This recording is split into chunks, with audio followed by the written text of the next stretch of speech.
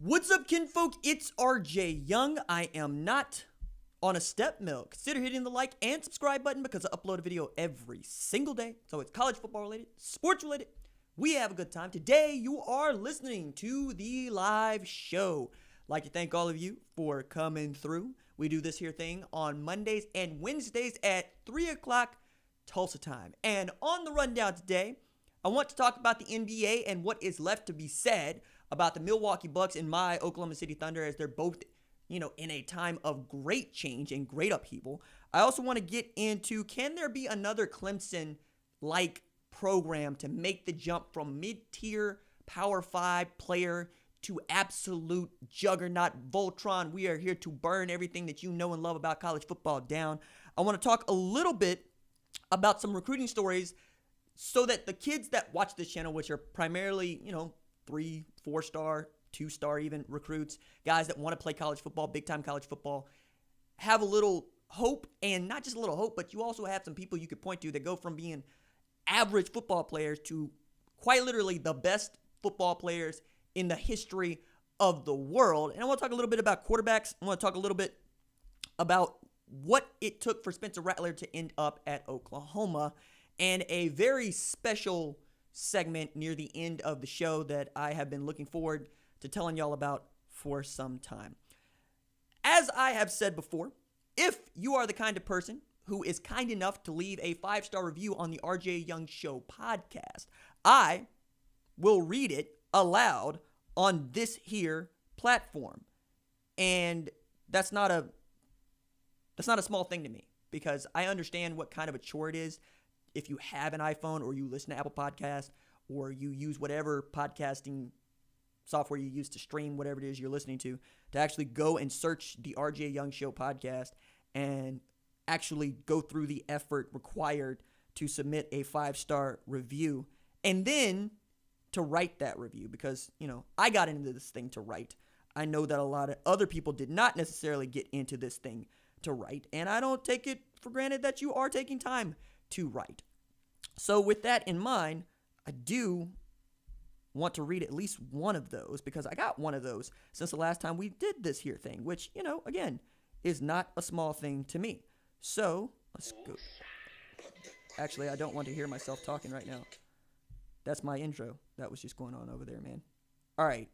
While that is loading up, I'm going to get to the top of the segment, or the top of the show, which is the Big Ten Conference yet again. And as Austin Ward at Letterman Row has been detailing for us, the White House has been very much involved in trying to get the Big Ten to play football in the fall. And I need to add here that the White House has not been involved in, say, getting the Mid-American Conference back into playing football, or the Pac-12 into playing football in the fall, or any of the other conferences that have chosen to postpone their seasons until the spring, until we all deem it to be safe. And by we all, I mean medical experts et al., even though I know that there are quite a few Ohio State fans, the parents of Big Ten players, and even, head coaches that want to play football. I mean, Jim Harbaugh was marching around the big house over the weekend protesting this very decision to postpone the season by Kevin Warren. So the movement that we have here lately is the White House once again reached out to Kevin Warren. This is via Austin Ward at Letterman Row, where I thought this was the pull quote that you need to know. Multiple sources with direct knowledge of the situation who weren't authorized to speak publicly confirmed that the Big Ten commissioner and Kevin Warren, has stayed in contact with administration officials following his conversation with President Donald Trump last Tuesday. That initial discussion about the potential availability of new rapid saliva-based tests for the league was deemed positive by both sides, and that prompted new momentum that October kickoffs could be in play for the Big Ten. Now, on Monday, Dan Patrick got from his source, who seems to be pretty well highly placed, that we could very well see October football, but it's less likely now because you have essentially 8 schools that want to play football in the fall and 6 that do not. And the 6 that do not don't really have a whole lot of stock when we're talking about your popularity in college football. We're talking about Illinois, Northwestern, Rutgers, Maryland. But the Michigan schools were kind of What? So Michigan and Michigan State seem to have university presidents that do not want to play football. This at a time when Jim Harbaugh threw his president underneath the bus, saying, I haven't really talked to Mark Schlissel. I've only talked to Ward Manuel, who's the athletic director at Michigan. And he's the guy who is supposed to be handling all of this for us. And what is he doing except having his kids go through their 12-hour practice week, just like the kids down at Ohio State. Justin Fields is very much on campus over there throwing footballs around. And the same can be said nearly across the country. But what you're dealing with, at least in like the state of Maryland, is public health officials will not give you the go-ahead to play college football. And we saw what that might look like at Labor Day when Brigham Young traveled to Annapolis to play Navy, and Navy got destroyed, got embarrassed. I mean, from top to bottom, they just looked like they had not actually played football. And that's because they hadn't. You know, like Navy's head coach said, I chose not to have my kids wrap up and hit. I chose to keep them as free and of touching each other as I possibly could. And in a sport where wrapping people up, knocking people over, actually knowing what your leverages are and moving people around and bringing them to the ground is a large part of the game, they weren't very good. They weren't very good executing offensively or defensively. And I swear, I was just watching the BYU offensive line by the second quarter, who was quite literally blowing Navy's defense 2 yards off the ball, which is all you need, right? After that, it's off to the races. You need to be able to fight inside of that 2 yards of distance, that 1 yard of distance that's called the line of scrimmage, because the big men actually do rule the world. If you have better big men than they do, you're going to win more football games than them. If the Big Ten were able to get football on the menu for October, probably not going to be very good football. Like Jim Harbaugh said, he needs just 2 weeks to get his team in shape to play a college football game. Previously, we'd heard from guys like, Brian Kelly, who said, I need just 6 weeks to get them ready. And that was basically what Lincoln Riley had said too. I think that's optimistic. I think 8 to 9 weeks is actually what you need. And especially during this time of COVID, because even during this 6-week ramp up that the Division I Council had approved and put in place for FBS schools, we saw so many bumps in the road, right? We saw positive tests. We saw even Ohio State shut down involuntary workouts for like a weekend. We saw the University of Oklahoma take off practice for like 3-4 days due to racial injustice protests that they wanted to perform. They wanted to have something to say. There was things that were bigger than football that were going on. And you had kids that were testing positive. And this is across the country. Now we've seen postponement after postponement after postponement, which I want to get to in a little bit. But all that to say, I don't think the Big Ten is immune from this. If anything, with the rapid test, you're just going to find out who's positive quicker rather than whether or not, they're safe to play football. And we've even seen the Big 12 institute a rule that says that you have to have 53 men eligible and COVID negative to play football. Otherwise, you got to postpone it. And we've already seen them have to actually enforce that rule with Texas Christian and SMU, who were supposed to play this weekend. And that game got called off because Texas Christian is a petri dish and not in the good way, right? These are things that I think the Big Ten wants to take on in the way that the Big 12, the SEC, and really the ACC wants to take on as well. And it's also really growing the chasm between the schools. And I want to unpack that. But first, I want to do a read and then check on the chat. So let's pay the sponsors that partner with the show. Pay for the show to exist. They're a very big deal to me. And I think that we should all, patronize them. So, always wanted to get your MBA. What's the holdup? If it's tuition fees, let me tell you, the folks at the Get Money Management Institute have a deal for you. At the Get Money Management Institute, they've just slashed their entrance fee, their late fee, slushy fee, and your fee by 50%. That's right. It's now officially affordable to get your MBA at the Get Money Management Institute. Secure your space in their MBA program today at the Get Money Management Institute. It just takes one phone call to get this online degree that's not worth the effort to blow your nose with it. Mention RJ and receive an additional 20% off at the online campus e-bookstore. Secure your future with a GMMI MBA, or as they call it, a Master Badass Diploma today. Some restrictions may apply. Absolutely, positively. No refunds. Check the chat. Okay. You no longer ever need to be in this chat ever again. So, yeah. That dude can go away. Let's see. What else we got in here? Afternoon, boss. Yep. Afternoon to you. I need college football in my life. I mean, I got mixed feelings about that, but I understand where you're coming from, Roderick. Matt Tucker, my brother. He's off in here having a good day. He's having a fantastic day. Pac-12 sucks anyway. Wow. Okay, Larry Ricky.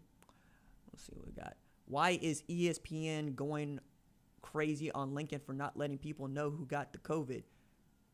First of all, I went crazy on Lincoln for Lincoln not letting know who got the COVID because it's a public health crisis. It's a pandemic. We all got a right to know if there are 15 players at Oklahoma who have tested positive because we don't want to go near them. We don't want to get sick.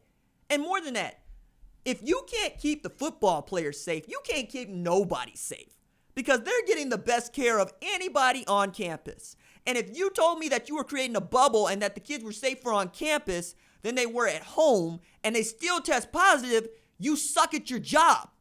And you lied to us. So yeah, I got feelings about Lincoln Riley not telling us who's COVID positive and who's not. Because we're not even asking for names. We're not even asking for you to violate HIPAA or FERPA for that matter. Or, I don't know, Furbies. We're asking for you to give us a number. We're not asking for position groups. We're not asking for names. We're not asking for classifications. We're asking for the number. Because everybody has a right to know that information. Period. I wouldn't care if it was water polo. Withholding this information is dangerous. It's dangerous to your players. It's dangerous to your fans. It's dangerous to the public at large. And just because there's enough people that don't actually take this seriously doesn't actually mean that I want to participate in their buffoonery and their stupidity. I want to know. What's we got in here? Do you support Nicole Auerbach's ridiculous support for a spring Rose Bowl? I do if you don't play fall football and they're not playing fall football. Do you want football or not? Because I tell you what, if Ohio State and Oregon match up in the Rose Bowl, you're damn sure going to watch it. I'm tired of hearing from people that are telling me that they're not going to take this football. Yes, you're degenerates like me. You watched BYU Navy. You watched Marshall and Eastern Kentucky. You watched Middle Tennessee and Army. And you know what? None of them games were any good. The best game we saw so far throughout the entire college football landscape thus far, South Alabama at USM, which wasn't very good but was an upset, and Texas State SMU. Stop acting brand new. You know this is going to be your get down. What's we got in here? TV contracts. So if OU has in their contract to have one pay-per-view per year on Fox Sports, then that's what they have to do. Somehow that game is never Kansas. Well, one, because they can actually make some more money off of that from Kansas fans, but two, because as I understand it with these tier 3 rights, I mean, it's really up to Fox Sports, and they think they can make more money on Arkansas State and Kansas State at 11 a.m. than they can Oklahoma and Missouri State, and I don't necessarily blame them for that. That said, I would watch Murray State and Georgia at this point. I don't care, which is a game that actually happened last year. Let's see. Can UAB pull off the upset tomorrow? I watched them live last week versus Central Arkansas, and the O-line looked ready to play the type of football that they need to beat a larger opponent. So I think the thing that you are missing here is that Central Arkansas is an FCS school and University of Alabama Birmingham is an FBS school, which is to say that UAB has 85 scholarship players and Central Arkansas has 65. Now, Central Arkansas was a top 15 program in the preseason rankings this year. They're supposed to be good, but again, I say, FCS versus FBS. This is like asking if a 2A school like Davis in Oklahoma can beat Jinx because Jinx is having a down year and they're not actually that good. No, they can't. I don't care how skilled they are because more numbers, bigger athletes. Now, as to your question about UAB and Miami, it's a conference thing, right? The Conference USA is not as strong as the ACC. And even though Miami embarrassed itself by getting beat by a team from Ruston, Louisiana in a bowl game named after a bar, yeah, I still pick Miami. They got De'Aaron King at quarterback, dog. They're going to be able to run some wideouts out there. They still have Quincy Roach at defensive end, and he's really good. All right? Like, all that stuff matters. They also returned a bunch of transfers that weren't eligible to play last year, like Bubba Bolden, like Jalen Phillips, who was the 2017 number one player in the country. Miami also has a returning offensive line that looked green because it was last year, that now has some battle to it. I expect Miami to run roughshod over UAB. UAB can't throw the ball as well as you would like them to. The quarterback is a gunslinger. He threw almost as many interceptions as he did touchdowns last year. And again, comparing Central Arkansas to Miami is your mistake. I don't see Miami losing that game. Let's see. Got in here. Are they checking those kids' hearts for inflammation? That's been a big question mark about the virus, and I share your concern for these kids. Michael, as I understand it, what you need to be able to do that are MRIs. And MRIs and really any medical equipment that is being used is going to cost a lot of money. So it's actually cheaper for some just to not test anybody and to say we're not going to play any football, right? And in that way, test them for COVID, but taking it to the extremes of testing for inflammation, that's a lot of money, dog. It's a lot of money. Let's see. Do I have anything in here that I want to address before I get going again? I do not think so. All right. So now let's take a look. I wanted to do this NBA segment. So, a couple things about the games last night. I watched both of them. I watched Milwaukee and Miami. I watched LA and Houston. And the thing that I can't stress enough is how bad Eric Bledsoe is as a point guard for the Milwaukee Bucks. Like, all that muscle for no reason whatsoever. Like, shoulders like bowling balls. Matter of fact, you could say Eric Bledsoe is built like me. But for what? He can't hit shots. He's not actually adding anything on defensively. And you are letting him take threes. You are giving the he with us whenever he's at the three-point line, and you're sagging off to go help on someone else. At a time when they don't have Giannis Antetokounmpo available, and Chris Middleton proves to be not that dude. I don't buy into Chris Middleton. I wasn't buying into him after they won that game that Giannis didn't play in for the second half. Because I'm not buying into a dude that needs 23 shots to score 25 points. I'm not doing it. Add to that, they feel like they're a point guard away. They feel like if they did not have Eric Bledsoe and they had, say, Chris Paul, they would not only be in that Miami series, they might have won it. As it stands, Miami knew what everybody else knew. This is the blueprint for how to beat the Bucks. They're going to let you take those threes. You just got to knock them down. And they had, number one of the best three-point shooters in the league in Duncan Robinson. And number two, they played some of the best defense in the league, not named the Milwaukee Bucks. Add to that, the Bucks defense did not travel with them to the bubble.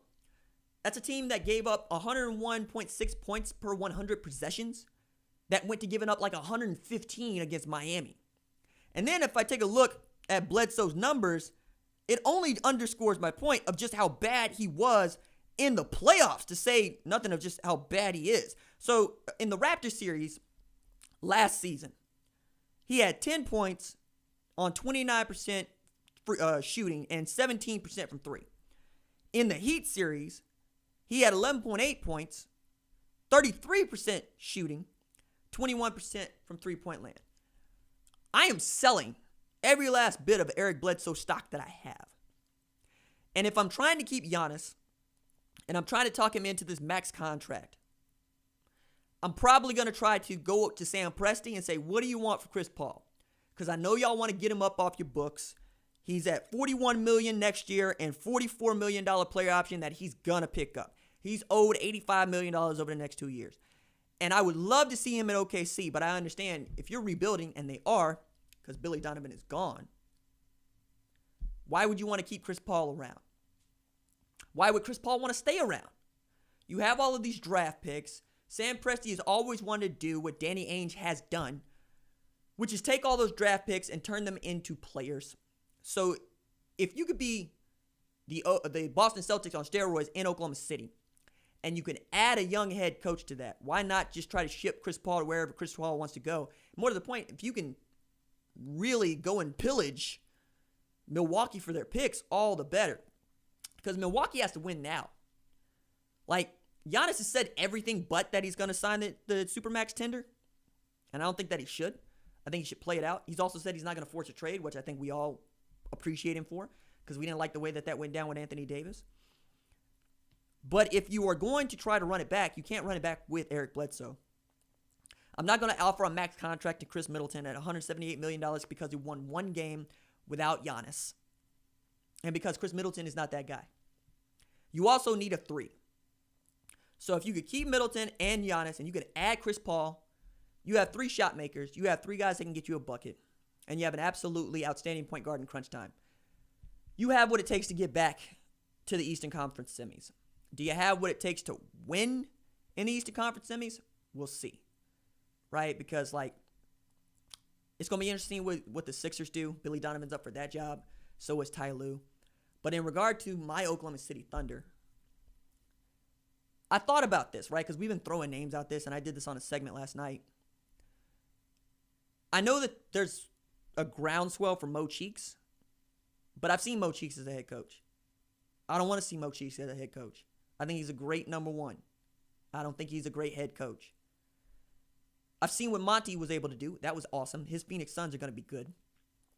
And I also want to see a black assistant coach get a shot at interviewing for this job, whether it be Jacques Vaughn, who did, I thought, was a great job in Kenny Atkinson's absence at Brooklyn. I'd also like to see Ty Lue get a look because, he's won titles, Show me another dude out there that's won titles. But I think the best option for this team and what they want to do, going to be very young, going to be very green, going to be building for the next couple of years, might be Becky Hammon. Okay. So Becky Hammon has been learning at Greg Popovich's knee and is still not the number 1 assistant in San Antonio. Tim Duncan assumed that role because when Popovich had to step out, it became Tim Duncan's job. Becky knows from that San Antonio Spurs organization. She's familiar with how they do things. So is Sam Presti. You could have a like-minded person who's running your day-to-day, who is a great head coach and one of the great players of all time, running your team, and you get to add some expertise in point guard because that's what is really going to have to take over for Oklahoma City to be good offensively and defensively. You're either going to have to develop Shai Gilgeous-Alexander into your leader, or you're going to have to draft one because it ain't going to be Dennis Schroeder, though I think he could be on his way out, along with Steven Adams and Andre Robertson, and just a wholesale blow up. So why not add a coach there that gets to grow with those players? Because consistency and longevity are great predictors of future success. If Becky Hammon gets to tie herself with one of these other players who are both going to be first years in this job and they get to grow older, you might be able to put together a nice run.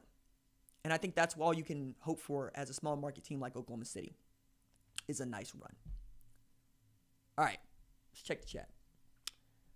Let's see. Bama needs to worry about Georgia at defense and all them running backs. I don't know about that. Bama just needs to worry about staying healthy and not getting anybody test positive. They'll win a national championship. Lake and Angel says, saw your post about the Tulsa scholarship. I'm glad to see that you're doing what you can to help students will be in dire need of financial assistance. Tulsa crew rise up. Appreciate that. We're going to talk about that a little later in the show. Let's see what else we got in here.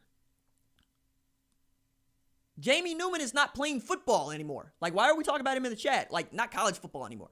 He's getting ready for the draft. Like, that's old news right there. That's old news. Let me see what else got in here. Diego, I'm just here to say I hate the B1G And I'm excited for the NFL to get started. Me too. Let's see what else you got in here. As soon as they beat a ranked team. All right. Let's go to this segment that I wanted to do about Clemson. So Ari Wasserman had a pretty good mailbag column that I liked over at The Athletic. One of the questions that he was asked was which mid-tier team can make the leap that Clemson did, right? So Clemson goes from being, Clemson, to Dabo Swinney in 2009. 2 years later, they win 10 games, and they've won 10 games every year since. In fact, as I've said many times, they announced themselves over Oklahoma's dead body in the Sweatpants Bowl.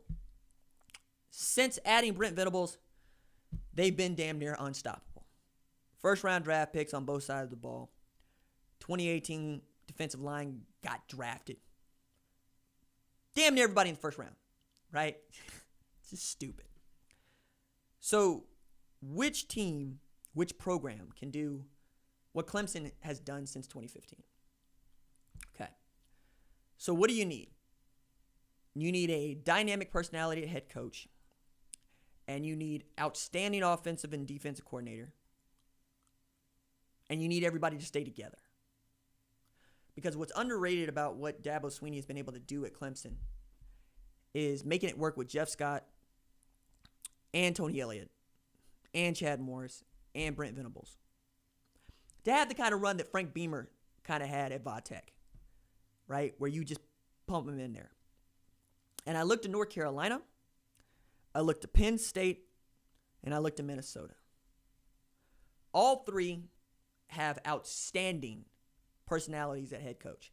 No matter, James Franklin inspires a feeling. No matter what you think about James Franklin, he makes you feel some kind of way.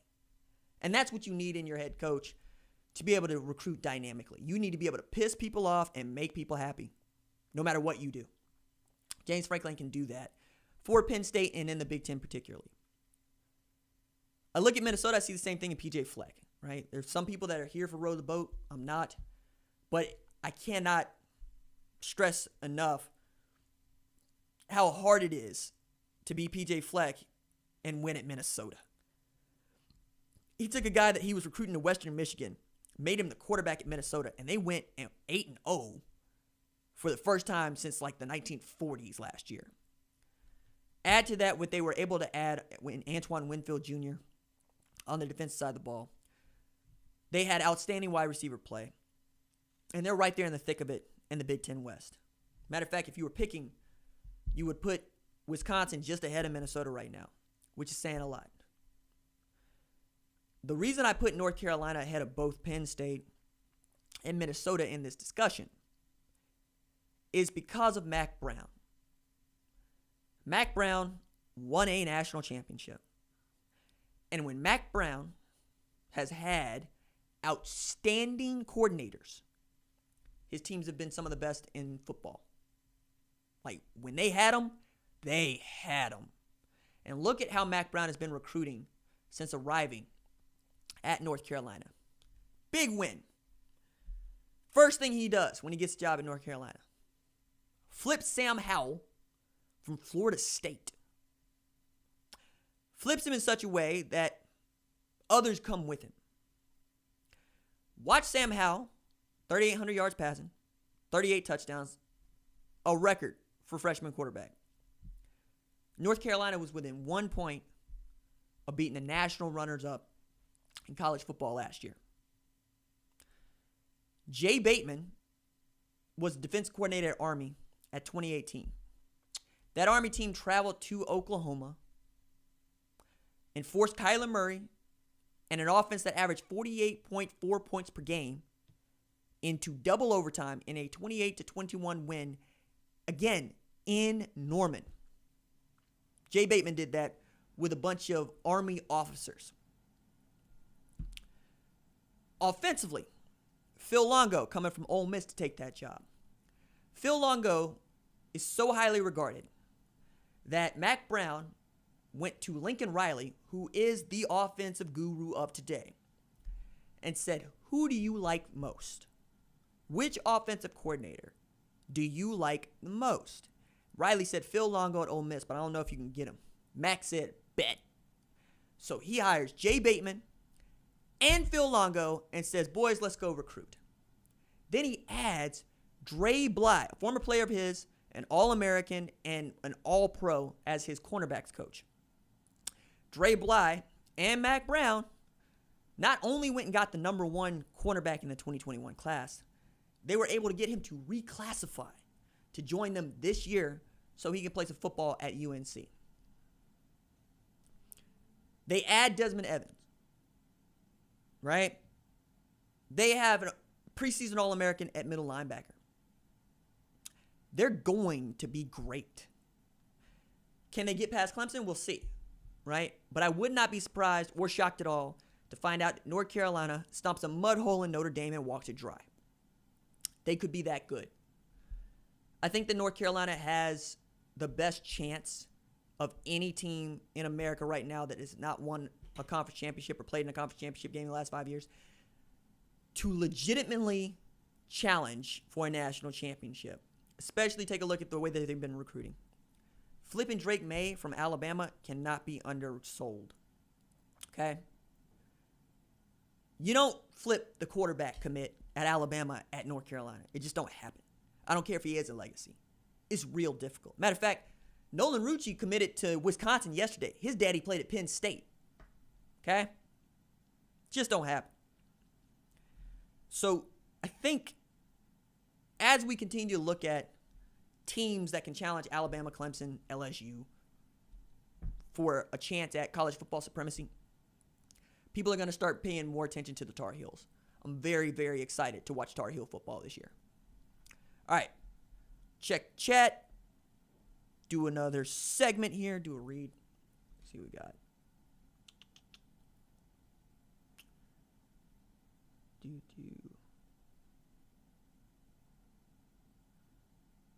LSU what? How young and what sort of depth will we have? I made the depth chart segment, Michael. It's on the channel. It's like right there in the uploads. You can check that out. Let's see.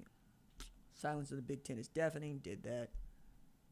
Tulsa performed better last year than I thought they would. How do you think they'll do this season? They're going to get railroaded this season. They asked Oklahoma State to push back the start of the season by a week because they only had 7 practices in the last 17 days. I don't see it going well, man. You lost a 4th-round pick at corner in Reggie Robinson. You lost Travis Gibson to the Chicago Bears. You returned Zach Smith, but he ain't been the dude that beat Oklahoma since getting to TU. I like Samari Brooks. I like Corey Taylor. I don't think the offensive line is any good. I think they're going to get beat down. I think this is Central Florida, Memphis, SMU. That's it. Maybe Cincy, right? Because Cincy can play D. I don't trust Desmond Ridder, but maybe you don't need Desmond Ridder. They needed him against Memphis, the conference championship game. He was nowhere to be seen. I don't see it. Let's see. Eric Fry. Sean Lee on IR again. Is that his contract? I'm beginning to think so. Yo, man, it's the Jalen Smith, Leighton Vander Esch show. All right? Cowboys ought to be playing for Super Bowls. Period. Look at all this talent we got. It's a fantasy football team over there. Forget Sean Lee. We good. Corey Carhoff jumping in the chat. You see this dude over here going by Daenerys Stormborn. You know John stabbed her in the chest, right? She died. She died. Why you fronting Stormborn? The Mad Queen. Get this silver here. Let me see. Washington has more 4 or 5 stars than Oregon, 54% blue chip rate. Oregon isn't even at 50%, so throw that out. I'm sorry, which team won the Pac-12 championship last year? Which team won the Rose Bowl last year? Which team got Justin Flo, Noah Sewell, Kayvon Thibodeau? Are you high? Are you actually smoking gas while you were in my chat? What are you talking about? Throw them out. Oregon was a threat to win the national championship this year. They returned their head coach, which is more than I could say for friggin' Washington Huskies. And they got an offensive coordinator that everybody trusts in Joe Moorhead. And you trying to front Jimmy Lake to me? With what quarterback? Hell, with what defense? Like, Jimmy's a great defensive coordinator, but if he was good enough to beat Washington or to beat Oregon, he would have beat Oregon. Man, I'm telling you, man, all these I need these Oregon stands to show up in this chat because they want to be in here giving me smoke, talking about Ty Thompson, and we got dudes from Washington over here just trying to tell us what's what. You must be crazy. You must be crazy. All right. So we had this run of postponements here. The latest of which last night, Baylor La Tech, which was the 11 a.m. Big Noon kickoff game for Fox, postponed. They have since slid Arkansas State, Kansas State into that slot. Means Arkansas State's got to play on national television twice in 2 weeks. 2020 is wild. But along with them, I mentioned Tulsa at Oklahoma State, postponed. NC State at Va Tech, postponed. Temple at Navy, postponed. Louisiana Monroe at Troy, postponed. Southern Methodist at Texas Christian, postponed. Marshall at ECU, that'd be East Carolina, not ESU. Rice at Houston, Rice at Marshall, UAB at Rice. Rice don't want to play football. La Tech at Baylor, all of those postponed. Add to this, we're going to see so many freshmen. Hell, we might see the entire walk-on program. Think about this. Memphis played against Arkansas State last week, without 3 starters on defense. Texas State played without a tight end set because they didn't have any tight ends. That's going to be the way it is all across the country. Like, I can't wait to find out which team went out there with, like, 1 wide receiver. And we're all like, why are they running I formation big sets? Because they ain't got no wideouts. Or the team that's going to try to throw all these linebackers on the defensive line because they're in quarantine. Like, Lincoln had something to say about that earlier last week. Or I should say the week before last, when he said they had a few dudes that tested positive. But they all play as a group and they play together. So defensive line is what we were thinking, or offensive line. And then there's this aspect of it where coaches look debilitated. Coaches are putting us on double secret probation, talking about, I'm not releasing any COVID-19 data. The football has been sloppy. I'm here for that. I enjoy sloppy football because I like knowing that these people are human beings and they're not perfect. But I genuinely liked watching rock fights. I don't think the college football coaches are having any fun. I don't think they expected to go up and down their roster. On the flip side, expect to see more freshmen than you've ever seen before, but also not just on special teams, but on the 2 deep, right? So like Marvin Mims is going to play a lot of football for Oklahoma, right? 1, he's on the 2 deep. 2, he's a starter at punt return. 3, somebody going to test positive. So I'm not as comfortable as I used to be picking winners as I am. Like, I'm just not comfortable picking winners because I don't know what anybody's got. Like, we're learning dudes are out on the TV broadcast in the pregame. And I'm going, wait a second. The pregame rush is not supposed to be me finding out they ain't starting the quarterback. That's supposed to be news during the week. It's like, yeah, well, COVID test came back from Friday. He's out for Saturday. What? Like, that's going to be the way it is all over. I don't know if y'all are ready for this kind of football, but I am. You know? Like, Tom Herman actually had this to say about practice. This is in The Athletic, Matt Olson writing on it. At the end of the Longhorn practices during the preseason camp, after the starters and top backups called it a day and walked off, the reserves got their time to shine. We've actually stayed after practice to get those number 3s And number 4's some scrimmage work, some 7-on-7 work, 1-on-1 pass rush, inside drill, you name it, Tom Herman said.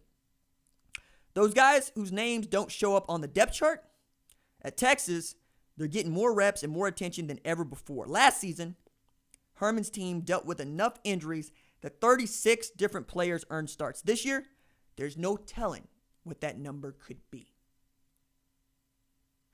Everybody's going to play because everybody's got to play. Dave Aranda's taking a different tack with this, especially being a first-year head coach with first-year coordinators at Baylor. They're just going to try to install one very simple scheme that everybody can run and hope they have enough talent to run the same plays over and over again and not get beat down. As I said, I don't see any football coaches having any fun in 2020. Let's check the chat. My man, Doco Winston Boogie off in here. I appreciate that, Doc. I seen you. Let's see what we got. Joe Rosley. Love the show. This has been my main source of college football updates, especially for my Buckeyes. Appreciate that, Josh. Let me see. Eric Fry. I know this is a sports stream, but do you have any theories, hopes, predictions for Cobra Kai Season 3? No. That's all I can do just to watch it, man. UCF will win the college football playoff this year. They got to get admitted first. Not so certain that the college football playoff selection committee wants to put in a group of 5 team. It's just not. Might put in a 5-5 Arkansas before they put in an undefeated Central Florida. I'm not kidding. The bias is real. Let's see, anything else that I wanted to discuss on this here stream? Oh, yeah. I had a couple stories that I wanted to relate to y'all about recruiting and recruits. And then one more segment and we'll get out of here. But let me do a read. Getting married this year? Organizing a corporate function that needs all the trimmings. Who is Mike Jones Event Planning? Who? Mike Jones. Who? Mike Jones. Who is Mike Jones Event Planning? Is your premier event coordinating firm and concierge. Mike Jones Event Planning coordinates and caters events of all sizes, specializing in graduation parties, theme weddings, and bar mitzvahs, quinceañeras, and Kwanzaa. Who is Mike Jones Event Planning? Wants to make sure that your event goes off without a hitch, and that means chopped and screwed, planning ahead. So put them H-Town Huskies on Front Street. Remember, back then they didn't want you. Now you hot. They all on you. To make all your dreams come true, call Who is Mike Jones Event Planning at 281-330-8004. All right. So you know that I love recruiting. You know that I cover recruiting. You know that I cover college football. You know that I talk about sports. But recruiting and the stories behind recruiting are always my favorite because it is sort of regulated, but not really. And it's wild because it's all promises and pledges. Nothing is written down until signing day. So Bruce Feldman had this great column about a couple of NFL top 100 players. So he's telling a story because a Pitt coach went to go see about Dan Mason back in the day. Okay? Went to go see about him at Penn Hills in Pennsylvania. And while he's watching Dan Mason, he sees the defensive tackles just destroying people, just wrecking people. And he's short, and he's pudgy, but he's destroying people in such a way that this Pitt assistant coach named Greg Gattuso shouts at the kid, "You got an offer from Pitt," which is a thing that he was not allowed to do because only head coaches can make an offer. Still, he wanted to recruit the kid, and he told folks at Pitt, "I want the kid." But there was questions about his size because everybody wants a 6'3", 300-pound defensive tackle. This kid was 6 feet tall, about 270. So they asked about his strength because you're going to have to be strong and move these men off the line of scrimmage. You're going to play defensive tackle.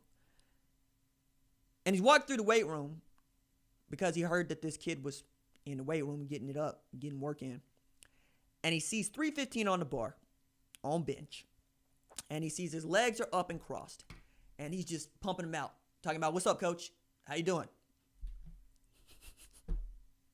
Kid goes to Pitt, comes All-American, has 66 tackles, 29.5 sacks, and is an All-Pro in the NFL. His name's Aaron Donald.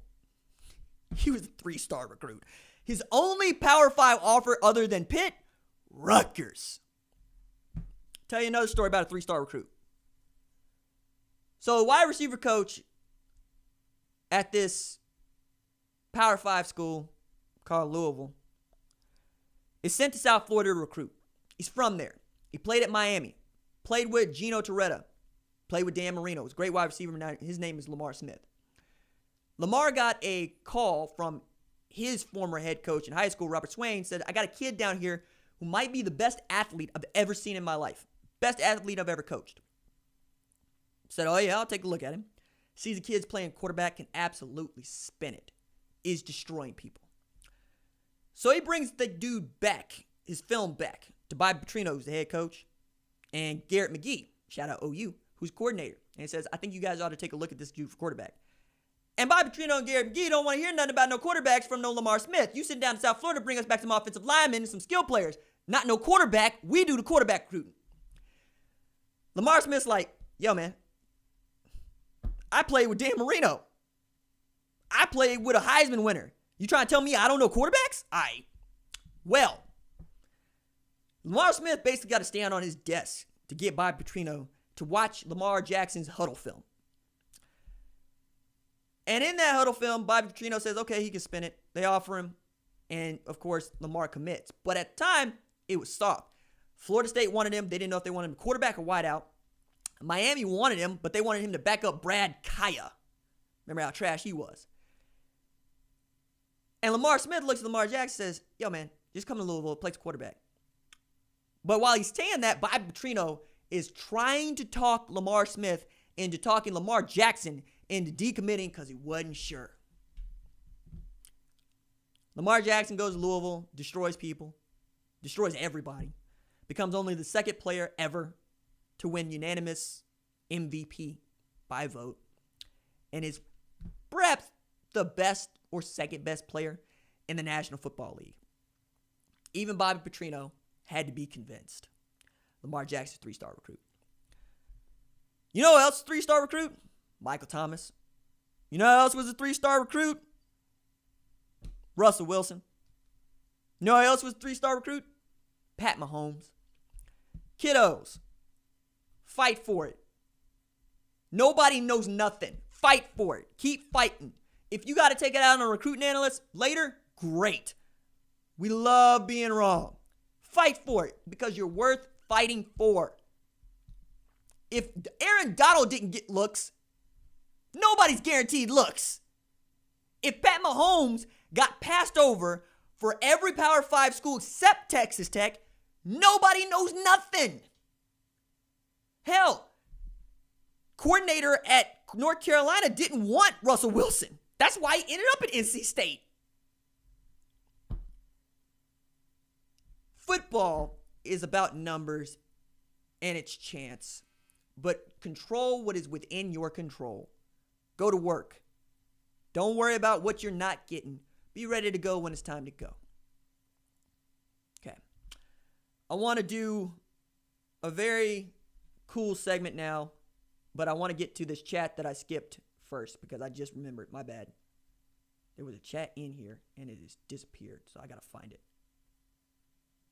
Man, that's my bad. All right. I will address the super chat in an upload. That's my bad. Okay. Actually, I did want to talk about Spencer Rattler and Mike Giovando. Yeah, that's another one. All right. So before I do that special segment, let me tell this story. Mike Giovando is a quarterback's coach in the Arizona area. His father coached at an Arizona Community College with a former OU linebackers coach named Tim Kish. Mike Giovando called Tim Kish one day because he said, I got a 14-year-old I want you to take a look at. And Tim Kish is like, at what? At quarterback? No, he's too young. He's like, yeah, I know, but I'm telling you, take a look at this kid. So Kish takes a look at the kid. And he says, okay, he can throw. All right, he can spin it. Brings it back to this new offensive coordinator at Oklahoma. His name's Lincoln Riley. says, I think you should take a look at this film. And Lincoln did what Kish did, which like, a 14-year-old? You want me to look at a 14-year-old? He's too young. Like, just look at him. Lincoln watched the film and then made a phone call to the kid, said, you got an offer from the University of Oklahoma. His name's Spencer Rattler. Sometimes it just is who you know and what they can do for you. Giovando has been Rattler's quarterback coach for the last 5 years. Rattler's the starting quarterback at Oklahoma, and we think has a great opportunity to win a Heisman Trophy because he's just got that much talent. It's about, can he hold it all together? Kish also was the dude that brought Mark Andrews to Oklahoma's coaches. And at the time, Andrews was a state record-setting wide receiver. Lincoln Riley looked at him and says, you're going to play tight end in this offense. And Mark Andrews said, cool. And he won a Mackey Award, and now he is starting tight end on the same offense with Marquise Brown and, of course, Lamar Jackson. Who you know. All right. So today is a very cool day for me. This is a bigger deal to me than getting the gig at ESPN. Because today, I established a scholarship fund at my alma mater, the University of Tulsa, in my mother's name. So it is called the Felicia D.C. Young Scholarship Fund. And I'm going to read the flavor text for you, which is on this letter that I'm going to have framed for my mom. Says, I, R.J. Young, pledge a gift for the Felicia D.C. Young Scholarship Fund. This need-based scholarship gift will be split evenly between two students from North Tulsa zip codes with an emphasis on students of color. Should no students meet this criteria, then two students who attend Tulsa Public Schools, high schools shall be selected to receive the scholarship with an emphasis on students of color. These scholarships will be awarded according to requirements stated in the University of Tulsa Financial Aid Guide, and recipients shall be known as Felicia D.C. Young Scholars. Many of y'all know that my mom is in the bumper for the videos, and my mom was yet again the person who kind of kept pushing me to do this because she saw something that I didn't. She saw all of this. She saw a future. I didn't. I work. I'm in the weeds, man. And my mother, along with so many other people, a few in particular, helped me get through that place. I don't look at the University of Tulsa and my time there as being totally kind. I worked 2 jobs. I threw white girls in the air for $800 a semester. I came out with a crap ton of student loans. I tried it and went and got my master's from the University of Oklahoma. But even toward the end, I needed about $2,000 in summer credit hours to get my diploma so I could go to grad school. And I had someone help me. I had a few people help me do just that. So that number is very important to me. It's not just one that I pulled out of thin air.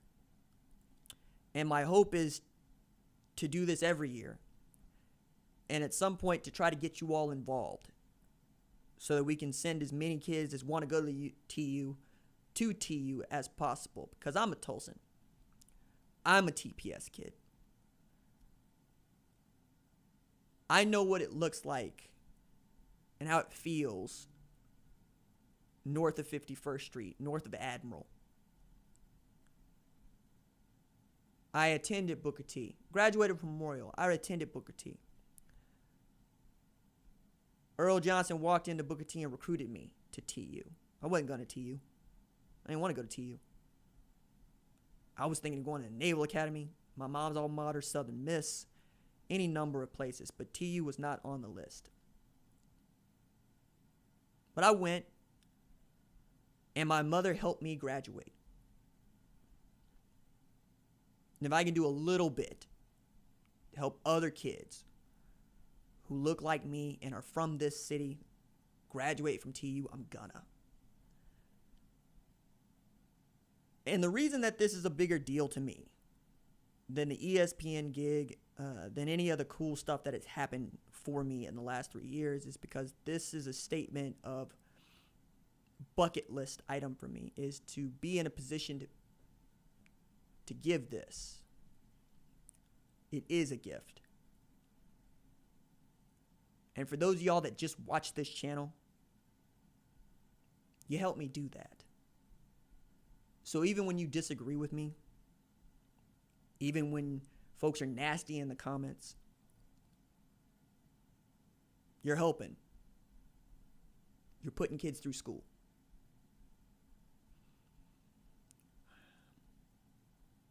It's never not going to be a big deal. Okay. Subscribe to the RJ Young Show podcast, where it is you get your podcast. Please leave us a 5-star review. Got some big things popping here coming in the very near future. I got a very cool guest lined up for the Saturday podcast, and I sincerely hope that all of you decide, to download it because, I'm making the podcast a very big deal. The episodes go up on Tuesdays, Thursdays, and again on Saturdays. So that's 3 a week.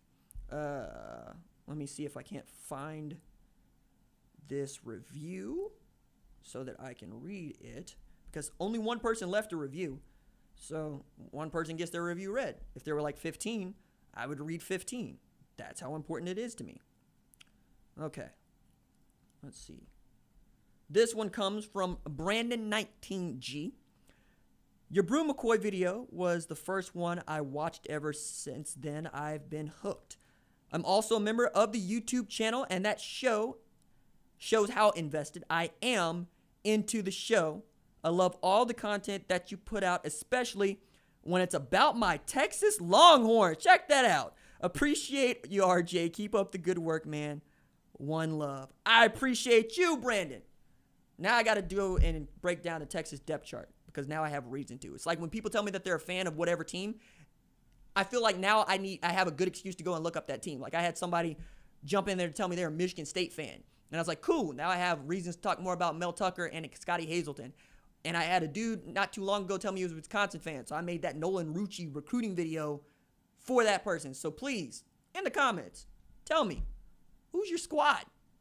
I had a dude in here that tried to tell me I don't give any love to any group of 5 teams. I'm like, yo, man, were you here when I was stomping for Appalachian State last year? I'm the person that awarded Central Florida 2 in 2017 national championship. Hello?